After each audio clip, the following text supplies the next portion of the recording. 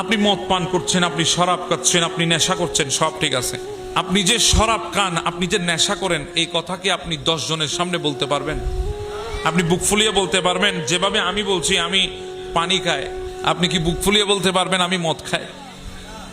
আমি যেভাবে বুক ফুলিয়ে বলতে পারবো আমি খাবার খাই, আপনি কি বুক ফুলিয়ে বলতে পারবেন আপনি নেশা দ্রব্য খান? আরে বাবা, যে জিনিসটা মানুষের সামনে বলতে পারবেন না, এটা কখনো আপনার জিন্দেগির জন্য মঙ্গল আনবে না।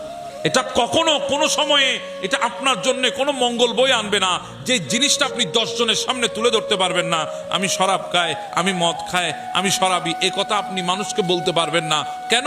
কারণ এখানে খারাপই আছে, এখানে হারাম আছে। হারাম এটা মানুষকে বললে মানুষের চোখে আপনি ছোট হয়ে যাবেন। আচ্ছা, একটা কথা আপনি আমাকে বলেন, যারা মদ খায় তাদের শেষটা কি ভালো হয়? না।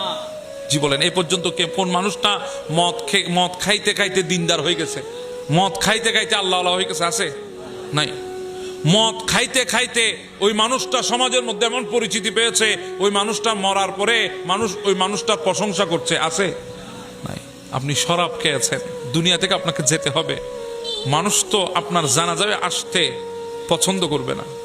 তো এমন কাজ কেন করবেন যে কাজের কারণে আপনার জিন্দেগির শেষ জানাজা, আপনার জিন্দেগির শেষ মাহফিল, জানাজার মাঠে মানুষ আসবে না, আসতে চাইবে না, তাদেরকে আটকাবে, বিবেকে আটকাবে, কারণ সে শরাবী। বিবেকে আটকে দেবে কারণ সে গুনাহ করেছে প্রকাশ্য, সে হারাম খেয়েছে। এবার বলেন, আমি দুনিয়া থেকে চলে যাব আর আমার ভাইগুলা যদি আমার জানাজায় না আসে, আমার এই জিন্দেগির সফলতা কোথায়? এই জিন্দেগি তো ব্যর্থতা ছাড়া আর কিছুই নাই। এজন্য আমি যুবক ভাইদেরকে বলবো, যে কথাটা মানুষের সামনে বলতে পারবেন না ওই জিনিসটা করতে যাবেন না। অনেক ভাই আছে রাত 12টার পরে এই স্মার্টফোনের স্ক্রিনে কি করে, আল্লাহর কসম কখনো মা বাবার সামনে বলতে পারবে না। সে কখনো মা বাবার সামনে এসে বলতে পারবে না রাত 12টার পরে এই মোবাইল স্ক্রিনের মধ্যে সে কি করে, বলতে পারবে না। আপনি বলতে পারবেন না যখন, নিশ্চয়ই সেটা খারাপ কাজ, নিশ্চয়ই সেটা অশ্লীলতা, নিশ্চয়ই সেটা আপনার চরিত্রকে ধ্বংস করার মতো কাজ। তা আপনি কেন সেটা করবেন? আপনি নিজেকে বাঁচান। মনে রাখবেন, দুনিয়ার কেউ আপনাকে দেখছে না, আপনি ঘরের দরজাটা বন্ধ করেছেন, জানলাটা বন্ধ করেছেন, বাবাও দেখে না, মাও দেখে না, কেউ দেখছে না। তবে একটা জিনিস মনে রাখবেন, কেউ যেখানে দেখে না সেখানে দেখেন কে? আপনি মনে করছেন কেউ আপনাকে দেখছে না, আপনার ঘরের দরজা বন্ধ, কেউ আপনাকে দেখছে না, কেউ দেখবে না, কিন্তু আপনি জানেন আপনাকে দেখেন কে? আপনি মনে করছেন আপনার আশেপাশে কেউ নাই, কিন্তু আমার আল্লাহ বলছেন না হানু আকরাবু মিন হাবলিল ওয়ারিদ। আছেন কে? জি বলেন, আছেন কে? কদ্দুর কাছে আছেন জানেন? আমাদের গর্দানা শাহে রগের চাইতো আরো বেশি কাছে। সুবহানাল্লাহ। তো এজন্য আমাদের জিন্দেগি আমাদেরকে একমাত্র ভয় করে চলতে হবে কাকে?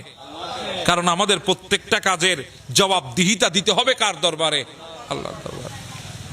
আপনি যে জিনিসটা 10 জনের সামনে দাঁড়িয়ে বলতে পারবেন না, আপনি শরাব খেয়েছেন, জুয়া খেলেছেন, আপনি জেনা করেছেন, ব্যভিচার করেছেন, অশ্লীলতার মধ্যে ছিলেন, এই কথাগুলো আপনি 10 জনের সামনে দাঁড়িয়ে বলতে পারবেন না।